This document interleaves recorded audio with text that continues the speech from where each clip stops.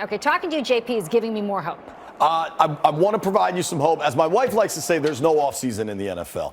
Here's what stood out to me yesterday. Josh Harris, the Commanders' new managing partner. High-fiving fans. We saw the love affair once this guy bought the team back in the summer. But listening to him yesterday, there was a level of humility and honesty we haven't heard in Ashburn from an executive, from an owner in a long time. It's refreshing, and it tells me that he understands the task at hand and how important it is for this team, this organization, to get it right now. You got the number 2 overall pick, and you got a blank slate. You got a lot of draft picks. You got all this cap space. You get it right now, you could really get this thing back how it's going to, how people want it, how you want it, how you want it, Sean. So how are they going to do it? That's the key, right? Well, Harris has put together a search firm to help them find a head of football operations and a new head coach. One of them is this man, Rick Spielman, formerly of the Minnesota Vikings, used to work for the Miami Dolphins as well. He's won NFL Executive of the Year. What about this guy? That's Rob Myers. Sure, that's Golden State. That doesn't add up, right? He's a basketball guy? Wrong.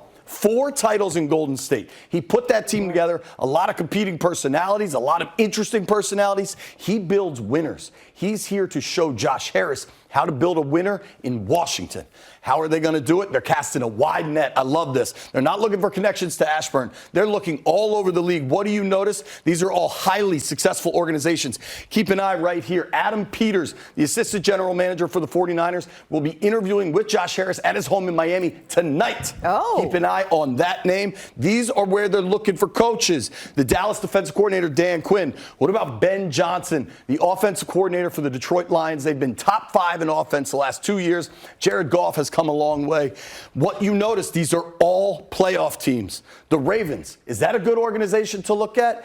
What they're trying to do is emulate the best organizations in the NFL and build that here. A really big way to do that, hit on this pick.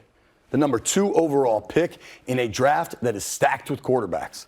If they can hit on that, if they get their guy, if you can align for the first time in seemingly forever, if you can align head coach, general manager, and quarterback for the future, you got something.